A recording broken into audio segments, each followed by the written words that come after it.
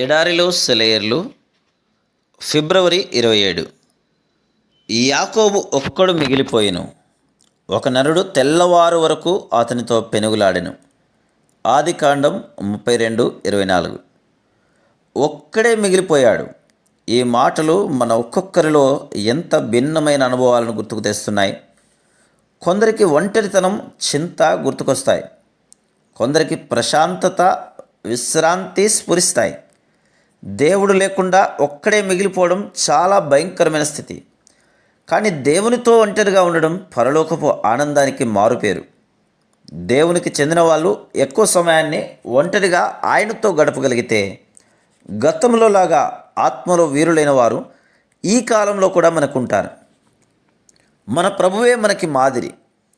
దేవునితో ఒంటరిగా గడపడానికి క్రీస్తు ఎన్నిసార్లు వెళ్ళేవాడో గమనించండి. మీరు ప్రార్థించేటప్పుడు మీ గదిలోనికి వెళ్ళి తలుపు వేసుకొని ప్రార్థించండి అని ఆయన ఆజ్ఞాపించడంలో చాలా గొప్ప ప్రయోజనం ఉంది. ఏలియా, ఎలీషాలు దేవునితో ఒంటరిగా ఉన్నప్పుడే అద్భుత కార్యాలు జరిగాయి. యాకోబు దేవునితో ఒంటరిగా ఉన్నందువల్లే రాజవంశానికి మూలపురుషుడైనాడు. మనం కూడా కాగలం. దేవుడు అతన్ని దర్శించినప్పుడు యెహోషువ ఒంటరిగా ఉన్నాడు. యెహోషువ 1:1. గిద్యోను, యెఫ్తా ఒంటరిగా ఉన్నప్పుడే ఇశ్రాయేలును రక్షించమని వాళ్ళకు ఆజ్ఞ వచ్చింది. న్యాయాధిపతులు 6:11, 11:29. అరణ్యంలో మండే పొద దగ్గర మోషే ఒక్కడే ఉన్నాడు. నిర్గమకాండము 3:1-5. దేవదూత కొర్నేలి దగ్గరికి వచ్చినప్పుడు అతను ఒక్కడే ఉండి ప్రార్థన చేసుకుంటున్నాడు.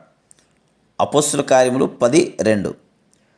పేతురుకి అన్యుల దగ్గరికి వెళ్ళమని ఆజ్ఞ వచ్చినప్పుడు మిద్దె మీద అతనితో ఎవరూ లేరు. బాప్తిస్మం ఇచ్చే యోహాను అరణ్యంలో ఒక్కడే ఉన్నాడు. లూకా 1:80. ప్రియ శిష్యుడైన యోహాను పత్మాసులో ఒంటరిగా దేవునికి సన్నిహితంగా ఉన్నాడు. ప్రకటన 1:9. దేవునితో ఒంటరితనాన్ని కోరుకోండి.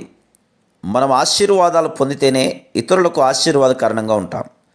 ఒంటరి ప్రార్థనను మనం నిర్లక్ష్యం చేస్తే మనల్ని మనమే నష్టపరుచుకోవడం కాకుండా ఇతరులకి దీవెనలు అందకుండా చేసిన వాళ్ళం అవుతాం.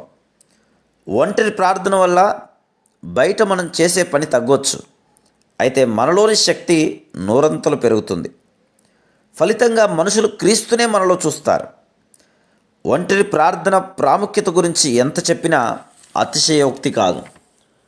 మౌనంగా ప్రభు సన్నిధిని ఎన్నికైన భక్తులు ఏకాంతాన ధ్యానించకపోతే ఎంత చేసినా సఫలం కావు. ఎంచదగ్గ దైవ కార్యాలు. Praise the lord.